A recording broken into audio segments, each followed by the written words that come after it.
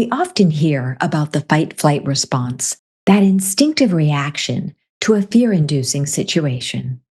In fact, you've likely witnessed or responded to an actual or perceived threat with protective aggression or a fearful escape. Yet, two other hardwired responses, freezing and fawning, are also part of our instinctual repertoire. And while such responses are intended to keep us safe and alive when in danger, they can actually hamper self-esteem, self-worth, and interpersonal relationships when they become our default.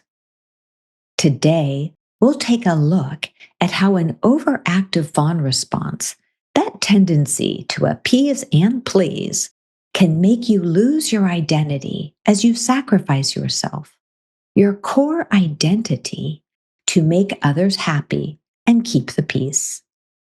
Join me and a renowned psychologist and trauma expert for an empowering journey into healing from fawning and reclaiming your voice and your life. Today, we'll focus on this listener's real-life question. My mom is getting older and needs more care. My sisters and brother are fighting a lot, more than usual, and it's making things worse for my mom. I moved away from them 5 years ago and have set up a new life with my husband and 2 kids a few hundred miles away. My mom's asking me to come back because I always was the kindly peacekeeper. I'm full of dread and don't think I can afford to go back there. Not because of money, but because the toll on my mental health is way too high. My husband is willing to relocate if I want. I'm conflicted because I feel like I should go to do right by my mother. Am I selfish if I don't move back there? And with that question as the focus of today's episode, I'm Dr. Carla Marie Manley, and this is Imperfect Love.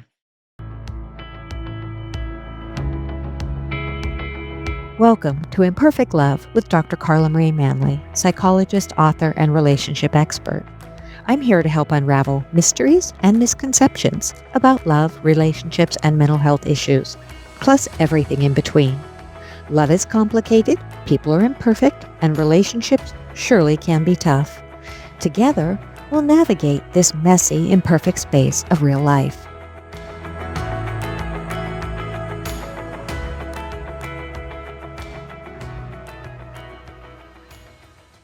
Please note, as this episode contains sensitive information, listener discretion is advised. If you need support, please see the special links in the show notes. Today, I'm joined by a tremendous guest, Dr. Ingrid Clayton. Dr. Clayton is a psychologist and the author of Fawning, Why the Need to Please Makes Us Lose Ourselves and How to Find Our Way Back. Welcome to the podcast, Dr. Clayton. It's a joy to have you with us today. Thank you so much for having me. I'm so excited about our conversation. It's going to be a good one. This is a jam-packed episode because there is so much here. Just to set the stage for the listener's question and then to move through and process that, I'm glad you're here with me today to help unravel this one. So, before we launch into the heart of this listener's concern, could you tell our audience just a little bit about what makes you, you? Oh, what makes me, me? I think at the heart of everything is curiosity. I've been a seeker ever since I was really little, like wanting to know what's hiding in all of the little corners and secret spaces. And I think I've carried that into pretty much every area of my life.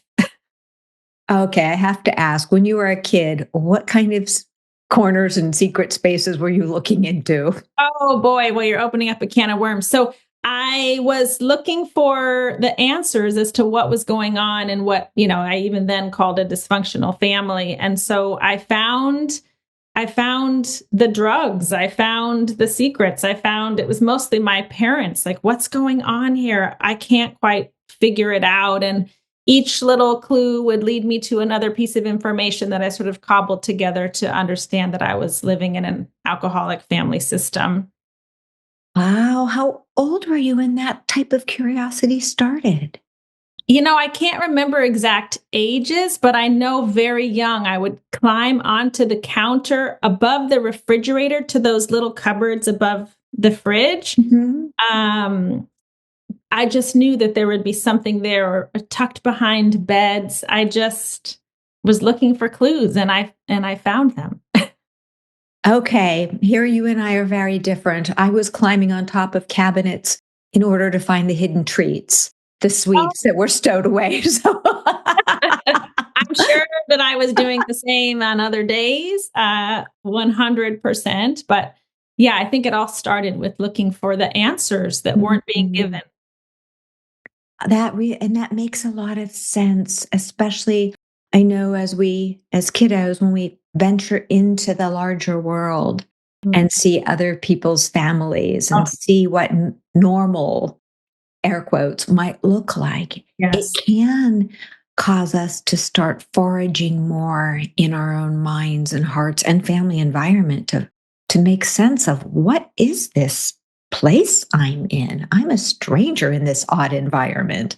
Yes, yes. And I think it also eventually that gaze turned inward. So not just the external environment, what's happening, but sort of what am I doing? How am I responding? What do I have control over and what don't I? And it really led to this lifelong question of not just what's happening or what happened to me, but what has it done to me and why can't I feel more free? Right here I am now in my 50s. And I really struggled with that question for most of my adult life, even. Right. So I went from like climbing on the cupboards to like reading another self-help book and going to grad school and getting another degree and another, CEU and training and certification. And it largely remained this sort of unmet, unsatiated sort of drive that I honestly feel like when I finally learned more about trauma, relational trauma in particular, I finally started to get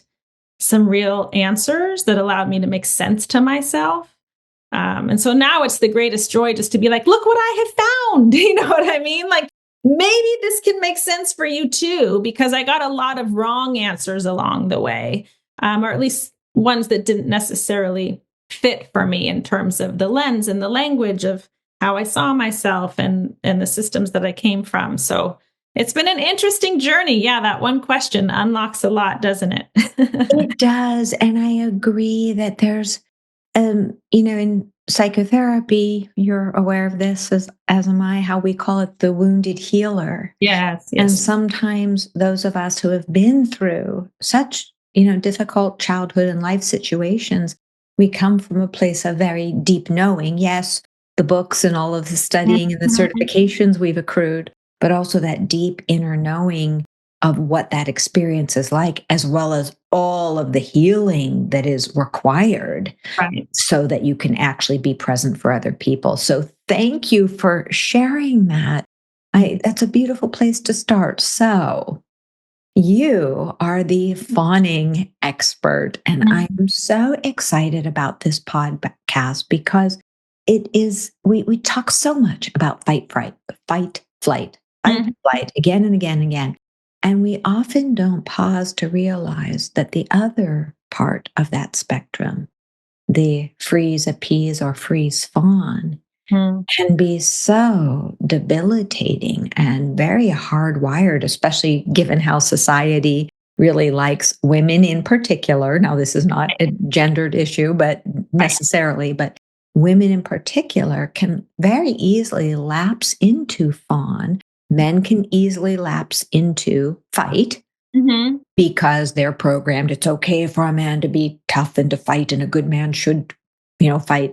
And a good woman Mhm. should appease and please. So, would you please, for us, set the stage on the fawning response and anything you want to add to give us a nice foundation so we have the vocabulary to move forward? Mhm. Yes, I love the question. So Yes, to your point, we've talked a lot about fight, flight, and freeze, even, I think, has been given a lot more attention. And these really originate out of the trauma literature that originally focused on more single incident or acute events. And fawning stems more from what we now call complex trauma, which is relational trauma. It's ongoing trauma. So it's not like a car crash or natural disaster. It's the water in which you're swimming all the time. And so I think, first of all, it took us a while to understand complex trauma as sort of separate from trauma generally. And then to really look at, of course, we have different responses as a result, right? The trauma itself is sort of a different animal. And fawning is really a hybrid trauma response. So if you look at fight flight energy, it's mobilization, right? It's energetic. It's this sort of this thing that happens in a nanosecond when you feel threatened. But there's, elevated heart rate and adrenaline and all of these things running through your system. If you look at freeze has all of that energy, but it's trapped. It's like a deer in the headlights. So you have that elevated heart rate, but you literally can't move. And with fawning, this pleasing and appeasing, this caretaking is an aspect of fight flight in terms of our hyper arousal. It's very active, right? There's a lot of doing. Even this listener who's asking, like, should I move across the country to go manage someone else's lives because no one else is sort of minding the store. It's a very active aspect of the trauma response. But what the listener is also saying is, I sense that there's a disconnect from me here. And fawning, the other half of fawning, is a arousal, a disconnect from self. It's where the self-abandonment lies, right? So both of these things are happening at the same time. And so this listener is like, should I go? I'm filled with dread. To me, the fact that they can even use that language is so powerful because there is some attunement to what they're actually experiencing. And in my work, that's the beginning of what I call the unfawning process, is where it's almost like you're Pinocchio sort of going, I'm a real live boy. I matter. I exist. And starting to really pay attention to that because that contains the seeds of the ability to genuinely show up for someone when we have the capacity and the interest, right? And when we're doing it at the expense of ourselves. And unfortunately, that in a long-term situation is what happens with chronic fawning. So as a trauma response, even for me personally, did the fawn response save me? Yes, it did. Am I grateful for this genius sort of shape-shifting, life-giving instinct? 100%. But just like all the rest of our trauma responses, we are not meant to live there 24/7. That's called survival mode. It's not an embodied, present experience of oneself in the world. And so a lot of my work then is about discernment. Like, am I in danger? Or is it just really uncomfortable for me to say no because historically a healthy fight response made things worse, right? That's common for a lot of folks. To your point, it's not a gendered response, but women have been conditioned to fawn. Men have often been conditioned to a fight response. So the reality is that there's a pecking order of our lives, right? So a relational trauma response means we're always in context to a person, to our family, to our jobs, to our friends, right? And that context may change, but the question is, can I relate with a little more autonomy, more sense of myself now than maybe I was allowed as a child, or if I'm coming out of an abusive relationship? But most of us didn't know safety previously. So it becomes reflexive all the time. Fawning as a protector just in case, right? We don't want to test those waters. That's the other thing we know to be true about trauma. It's like the body goes, I am never going to let that happen again. And we become whatever the situation calls for, right? It's not even always like sweet and nice. It's whatever the situation calls for. That's what we become. Absolutely. And I think that's where that part that you were talking about, when we do whatever's called for, and we at a big level, we can see that as switching in people, Yeah. where in one case somebody might be very appeasing oriented, like, yes, sure, sure, sure. And then the next moment they can become the biggest, most aggressive bully, and Yeah. kind of that back and forth. Where I have also seen, especially for women, that the fawn response, the appease response, becomes so much a part of who they are that they can't imagine, unless perhaps they were being attacked in a subway, they can't imagine standing up for what they might really want. And oftentimes they don't even know what they really want because That's they're right. afraid to go there. They've never even asked the question. Yeah. Yes, and that's so hard. And I have such, compassion when I'm working with people and they're like, but I can't even imagine what I would want here. Like our Yeah. listener's question. At Yeah. least she has this sense of, I am not sure how she moved the hundreds of miles away, but I Yes. have the Yes. sense there was something in her that, allowed that life over there seemed better. And now there's a part of her, it seems, and I'm assuming it's a her, but it might not be, but Mm. there's a part of this individual who is saying, I'm rooted here. I'm safe here. Life is good here, but I feel obligated Yes. to care for mom. Mhm. But to care for mom, she's not saying mom's, she has a bad relationship with mom. It sounds like she just doesn't want to be around the infighting with the siblings. Sounds Mhm. like. So how can we, and for listeners, who are thinking, this resonates with me on some level, I can see this with my boss or my family or my friend group. How can they find an internal sense of what is right for them? Not an all or nothing, I should stay, I should go, but ferret it out on a case by case basis. How Mhm. does that happen? Well, you use the key word, which is an internal sense of what is right or wrong for each person. And the fawner does not tend to look inward. We seek safety externally. It needs to be validated. It needs to be endorsed. We need permission from somebody else, right? That's the thing that has made our nervous system safe. We go, oh, yes, I'm meeting your needs or your expectation. And I think this is tricky because often, to your other point, that we don't even know that we're fawning, we don't even know that our needs aren't being met. A lot of times, fawning just looks like meeting expectations, it looks like success, right? So, turning our gaze from strictly an external point of view to going, how do I feel? And here's the tricky part. And this is kind of the rub. Often what we feel is dread, we feel shame, we feel overwhelmed. It's the stuff nobody wants to feel, right? And Mhm. so we're quick to fix that feeling by leaning into the should, right? Oh, well, if I just go, I won't have to wrestle with this. So a lot of my work is saying we got to be willing to wrestle. And what that looks like is, can we just be present to the feeling, to the complicated feeling in ourselves, and be kind of have our own back, just be with it.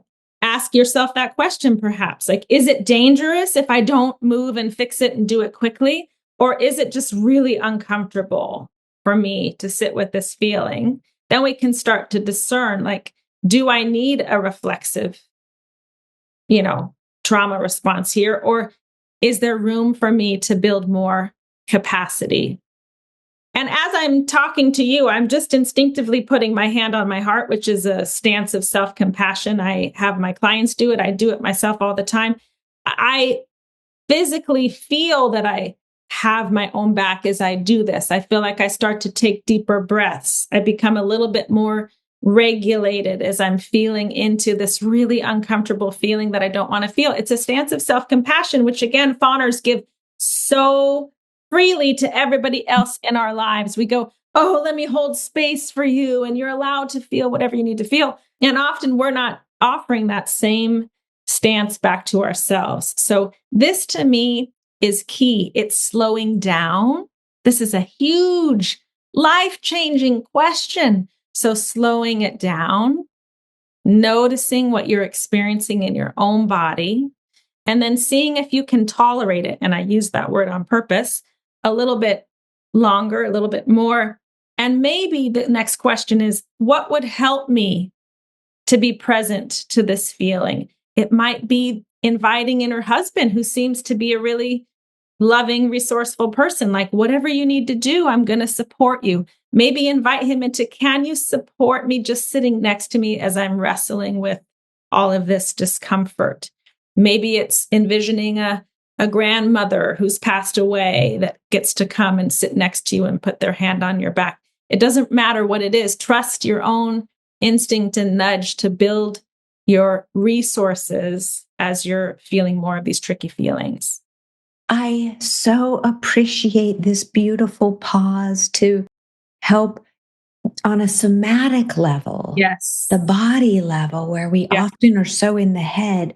Right. But grounding with your hand to your heart chakra, for those who do chakra work, that it's like, hey, just ground here. And the beautiful part about you doing that, it also allows you to not only feel your heart space, but feel if you're breathing a bit, Yes. feel if you're slowing down, helping you feel reassured in a way that for the fawners, the people pleasers, been there, done that, right? That it helps you reclaim the home, that fledgling sense of I matter, my heart matters, my inner truth matters. So Dr. Ingrid, I just love that piece because it's something, no matter where we are, airplane, bus, living room, office space, we can put our hand to our heart. That's, someone might think it's odd. Who cares if they think it odd? I don't care, right? And we just learn to wait a second. If I'm in a quandary here and my instinct, that gut response, that keep me safe response is telling me I should. And I'm a big believer in, listen, if it's saying you should, that's a really important time to use the should word as, wait a minute. I'm not tuning into maybe what is right for me. And I have another question for you.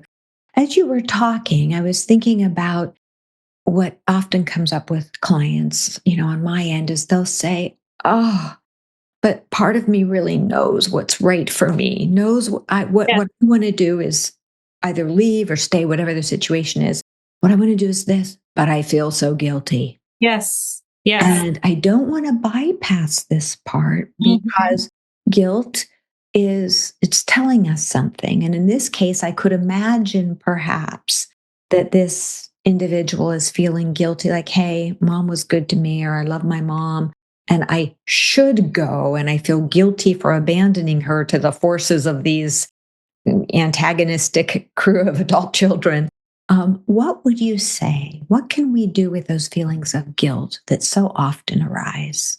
Yes, it's such a great question. And I want to highlight what you said before that I answer that, which is, you said you move into the body, the somatic experience, because trauma responses are body-based responses. But what a lot of us try to do is go back to our head where the should lives and go, well, what would so-and-so do if they were in my situation? They try to pencil it out cognitively, and it keeps us on this merry-go-round that we can never get off of. So just dropping into the body is where it's at. And then my next inclination, and yours sort of mirrors this, is what I often ask is, what are you afraid is going to happen if you take care of yourself? And what you're saying is, a lot of the times the answer is, I'm going to feel so guilty. It is very, very common. And so then the question becomes, can I be with myself with that guilty feeling? And listen, I get it. We all want a quick fix. We want something that's going to make everybody not mad at us and feel good about ourselves. And when it comes to a lot of these questions, there's no silver bullet. I haven't found one. If you have found one, you let me know. No, I don't have the silver bullet. Right? So But here's the thing that has been helpful for me. I'm not sure if you're familiar with Dr. Resmaa Menakem's work. He works a lot with racialized trauma in the United States, and he has these phrases that I love. Okay, there's going to be pain either way, but there's dirty pain and there's clean pain. Dirty pain is the pain that most of us know. It's that staying small, it's staying stuck, living in the obligation. It's the reflexive, I don't really matter, I don't really exist. That's a horrifying place to live. For most of us, it leads to all kinds of other behaviors where we're checking out and we're overeating, we're addicted, we're, abandoning ourselves in a host of other ways to tolerate the dirty pain. Okay. Clean pain does it hurt? Yes. But is it moving you through to greater freedom?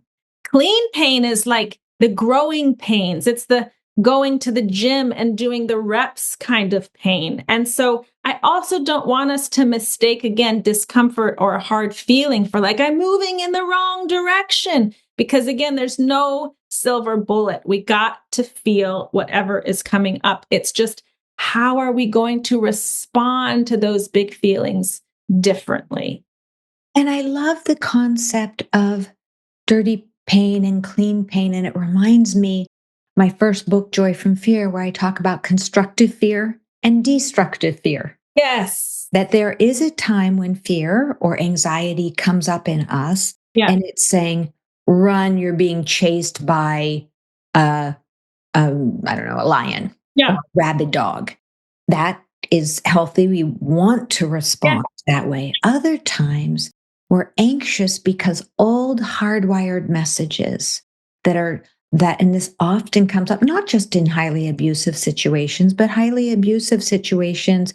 It's the perpetrator saying, no one will love you. If you leave, no one else will love you. Or the person saying it to themselves, nobody will love me. And so they're staying out of destructive fear, this fear that they are not healthy, they are not enough, they are not worthy. When in fact, as you say, if we learn to ask ourselves, as you're so beautifully saying, is there a growth opportunity here? Mm-hmm. Staying and getting abused, there's no growth opportunity. Right. Staying and letting a rabid dog bite you, no growth opportunity. Right. Having a difficult conversation and being with the anxiety, not letting it take you over, take, over your entire being, but moving through that anxiety and knowing, oh, I did that. I agree with you. We feel that pain of that anxiety that we're used to running from. But when we stay with it, we go, oh, I could have that difficult conversation. I can call mom and say, Mom. And we're imagining that perhaps the person who wrote in has decided not to return. Mm-hmm. Having that conversation with mom and saying, Mom, I've decided not to come back. Mm-hmm. And this is what I can do.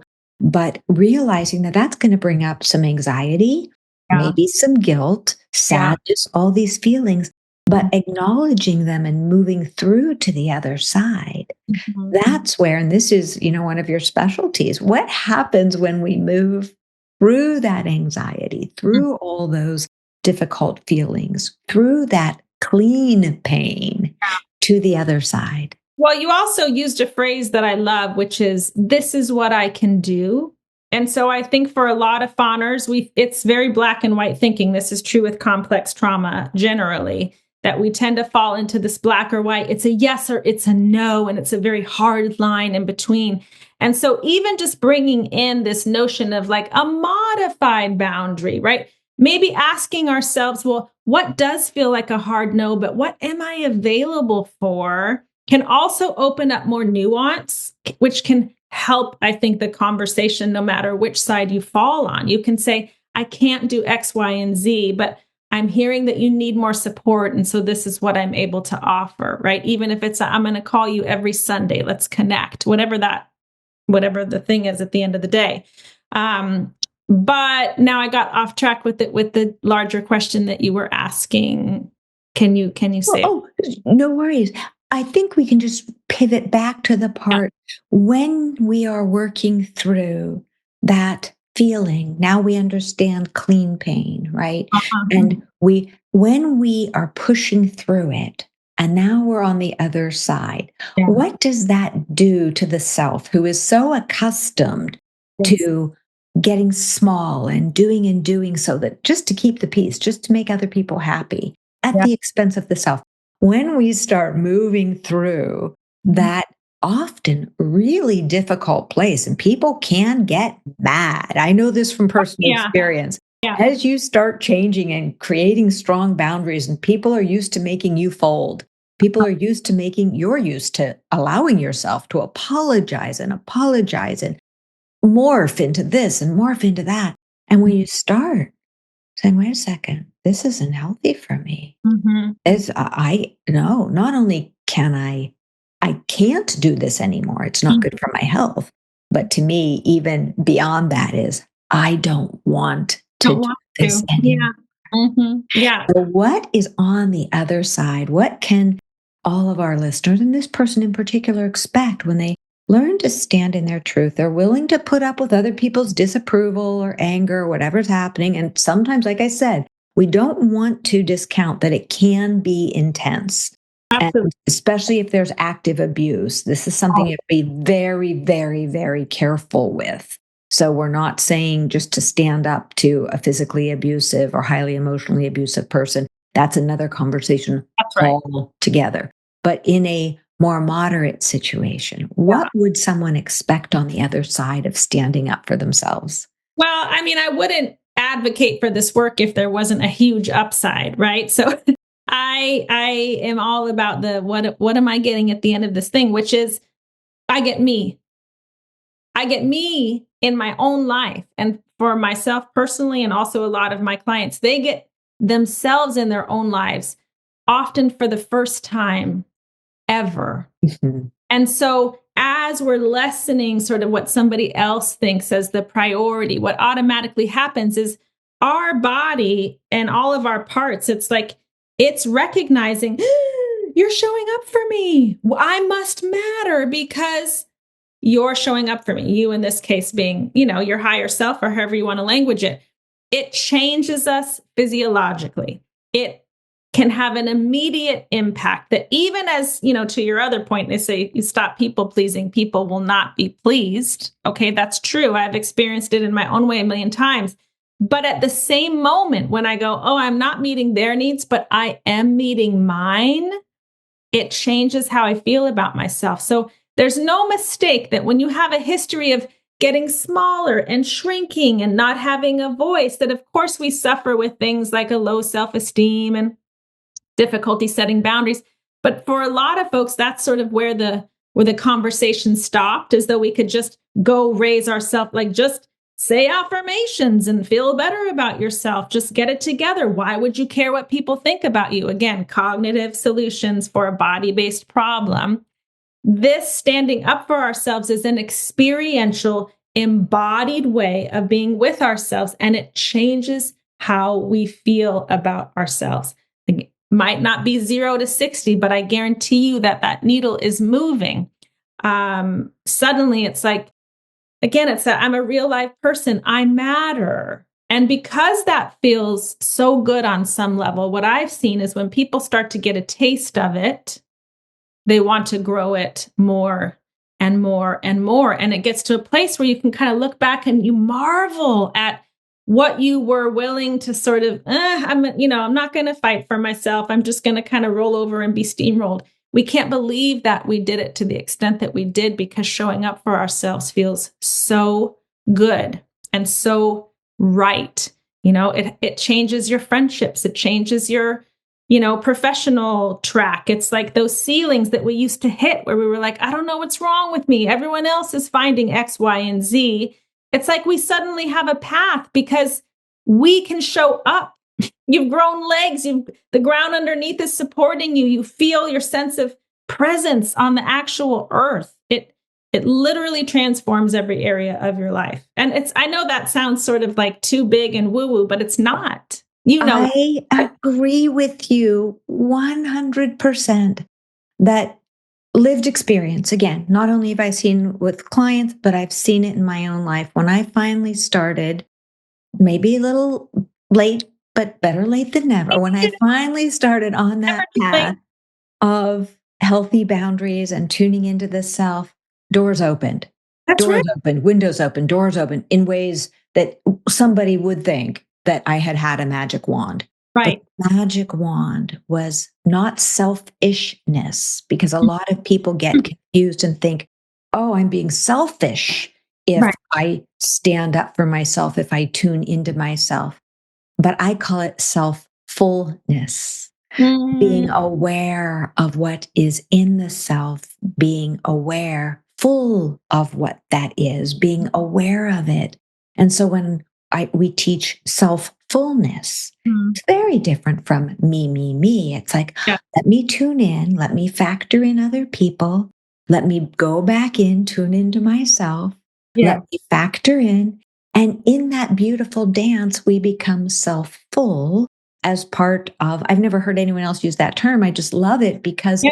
it is Perfect. about becoming more and more of a whole human being, which is a dance. And it shifts depending upon situations. And it's what most of us are seeking, which is reciprocal relationships. It's sort of, we're very quick to see how this person's not available or how they're not showing up. But we don't recognize that we're actually not even available to ourselves. How can we have these reciprocal, healthy relationships that we're longing for if we're not full of our own self to bring to that very table, right?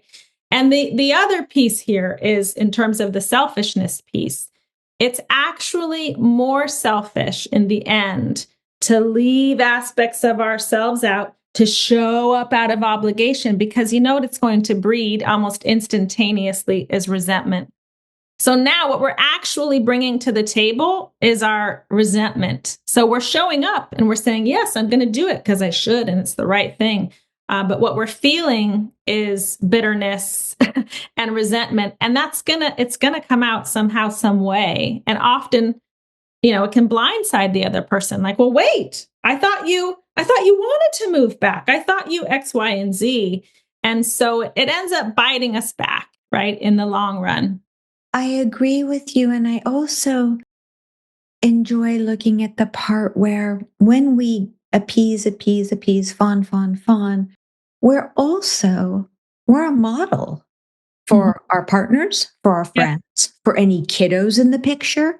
So we are passing on these patterns of subservience Yeah. from one generation to another. So that's another downside. The other downside is we're not asking others, we're not holding others accountable. We're Yeah. not asking them. We're caving. And as we cave, other people, especially the bullies, only get bigger. And Right. so we are not being a force of accountability to ourselves and to other people. So when we say no, someone else has to step up. That's right. Somebody does. So I think it's just a beautiful way of looking and letting the listener and all of our listeners see that it's okay. In fact, it's important for you to tune into yourself, to learn when you're in the fawn response, and see that as a model for yourself, and for everyone else in your world, that it's okay and maybe truly deeply necessary to step up and claim these parts of yourself. You paint such a beautiful journey. So, could you tell, speaking to all of our listeners, as well as the question of the day, what are some other core pieces that you might want our listeners to take away today to help them on this recovery of the self journey? Well, I'm glad you asked, because I was about to say it, and I would be remiss not to say that what we're talking about is trauma, right? That what we're talking about is a trauma response likely born of long-term, pervasive, sort of multiple cuts to one psyche. And so, although we're able to articulate this process in a pretty accessible way, most people need some help and support with it, right? The body's holding stuff that we don't even know it's holding, that's going to say, no way, I'm not going to let you experience that again. I don't care if we have to appease and, please until the day we die. So it's also my bias. I am a trauma therapist, so I tend to think if it's available to you, getting help from not just a trauma-informed therapist, which is good, but trauma-trained is better, that they have real tools in their tool belt to help you with these somatic practices, with these trauma reprocessing experiences. That tends to be a big part of the equation for folks. Community. We're talking about relational trauma, and there's this saying that wounding happens in relationship and healing happens in relationship. Mm-hmm. But could also just be survivors coming together, right, to sort of experience, well, even like the listener with their husband, it sounds like that they have found a healthy, supportive relationship. And we tend to need that as we're breaking these old patterns. So avail yourself of help to the degree that you can. It feels very important to me. Absolutely. I agree with you.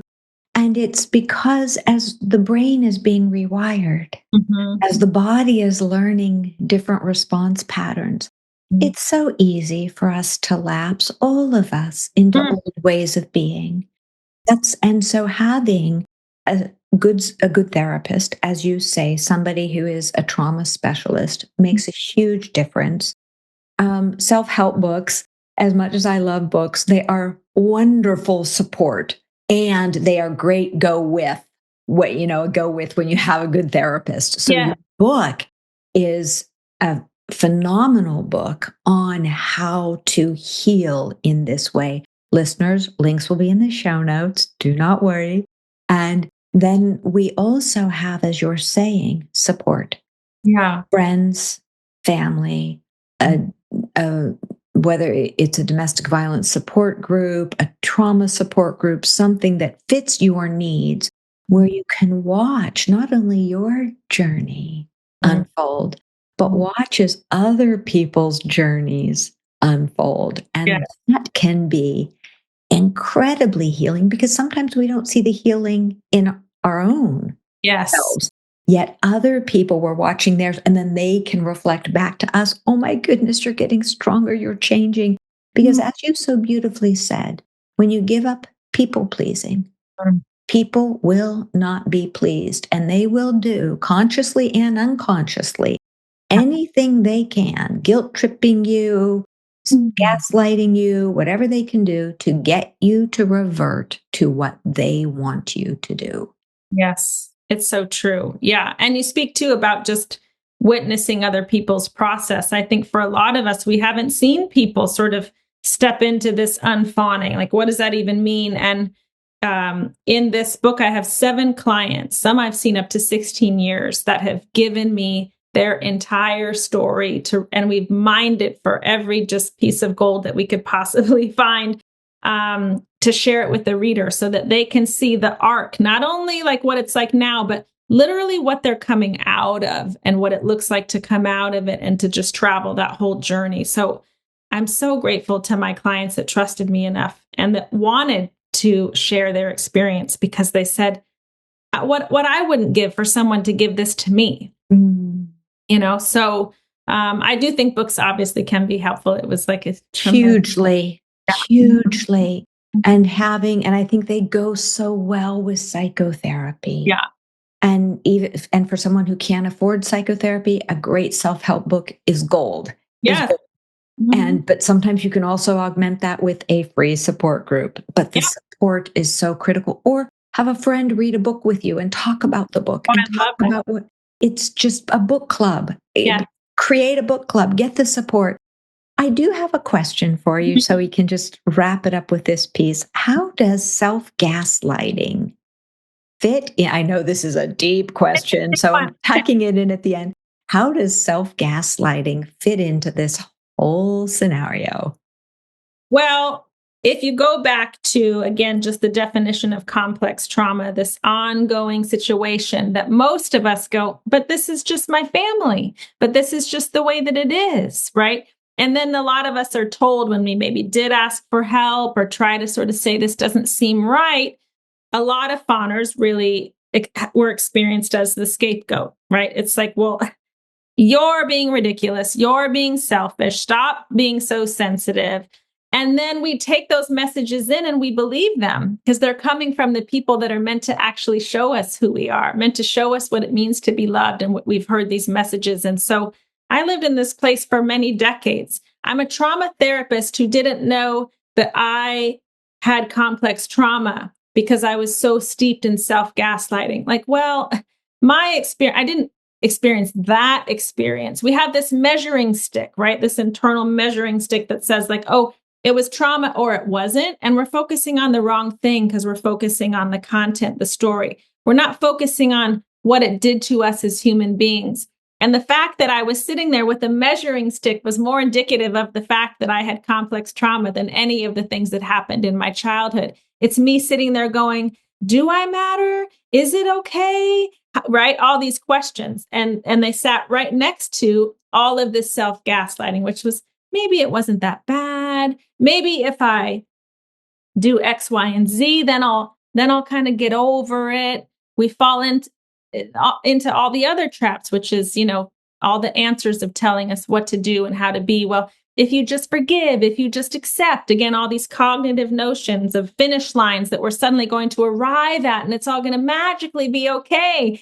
And what you and I think, tend to deal with is like, listen, at the end of the day, we're moving out of this binary approach to like healed or unhealed. We're moving out of this idea that like there's a quick fix and something's going to allow me to overcome and override. And we're just being with ourselves in this messy but beautiful human condition in this body that both kept us safe and now is engaging in these patterns that might be keeping me stuck. And we're embracing just the whole messy truth of all of it. And that meant looking at this self-gaslighting piece of, well, Ingrid, what if it was that bad? What if you're not selfish? What if you didn't make it all up? What if you trusted yourself? Just as an exercise, think of it like a science experiment, right? What would that feel like? What did it feel like in my body to ask myself those things? And it awakened pieces in me that became so vital to what needed to come next and what needed to come next. So in a way, we're ending right where we started, which is curiosity and being a seeker. Don't allow yourself to say, oh, but I already know the answer to that question because they told me the answer 20 years ago. Be curious now. Open the cupboards now. What do you find as an adult that maybe you couldn't see when you were little, right? Bring that lens, that little flashlight into all the nooks and crannies and do it from, if possible and where possible, from a place of, I believe me, I trust me, I have my own back. And to the degree that I don't, I'm going to fight to have it more and more and more and more every single day. I love that you brought us full circle. And I'm going to go with the cupboard analogy. It is like opening that cupboard door. And you and I clearly both are on the same page that it's why Imperfect Love is, the podcast is all about life's messiness. Yeah. Because it's not one and done. If anyone listening thinks that they will ever be completely evolved, I know I'll never be completely evolved. I will never be perfect. I don't want to be perfect. That would be so boring. But if we look at opening the cupboard, now I'm a kid again and I'm crawling up on top of the dryer and I'm going in the cupboard and maybe there's something scary in there. Maybe there's a mouse, or the mice aren't that scary. Who knows what's up there that could scare me? But maybe, listeners, you can open that door and find a sweet, a really wonderful, luscious sweet, a forgotten part of yourself, a part of yourself you never knew. And yes, opening that door is scary. Maybe digging around in the cupboard is scary. But oh my goodness, the rewards of finding all of these wonderful parts of yourself. Some are messy, some are a little bit but overarchingly, they're pretty phenomenal. When we learn to make friends with all of these goofy, wonderfully different, extraordinary parts of ourselves, it's like finding all of these sweets over and over again. And I'm not talking sugar sweet, but the sweetness of life. Yeah. Mm-hmm. Yes, our imperfections and just polishing them if we want to and making friends with them. And it makes the journey not only a lot less scary, but a lot more fun. Mm-hmm. Oh, Dr. Ingrid, thank you so much for joining us today. I just feel such delight at having talked with you, offered your wisdom to our listeners. Where can our listeners find you and your work? Well, first of all, likewise, this was such a rich conversation. I feel like we could talk all day. And you can find me at all the usual places. IngridClayton.com is my website, and it has all the links to all the social stuff and everything in between. So come find me on Instagram and Substack and all the places. And that is another place for free community that I think is so vital and helpful for folks. So come join the ride. And listeners, especially if you're driving, do not worry. Everything will be in the show notes. We will highlight Dr. Ingrid's work. It will be there, easy for you to find. And again, Dr. Ingrid, thank you so much for your time, your wisdom, your warmth. And to our listeners, thank you so much from my heart for joining us, for being with us on this beautiful, messy, messy, messy journey of love and life. And this is Imperfect Love.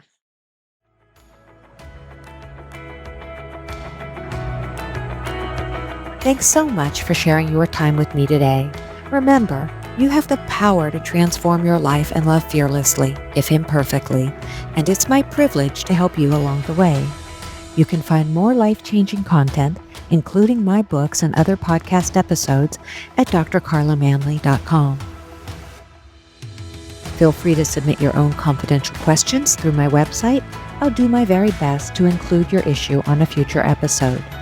If you found this podcast helpful, please subscribe and leave a review. Until we connect again, this is Dr. Carla Marie Manley wishing you oceans of blessings and love. Please note, this podcast is psychoeducational in nature and is not intended to replace formal mental health support. Please contact your healthcare provider or emergency hotline if you need psychiatric care. And, as always, please take good care of your amazing, wonderful self.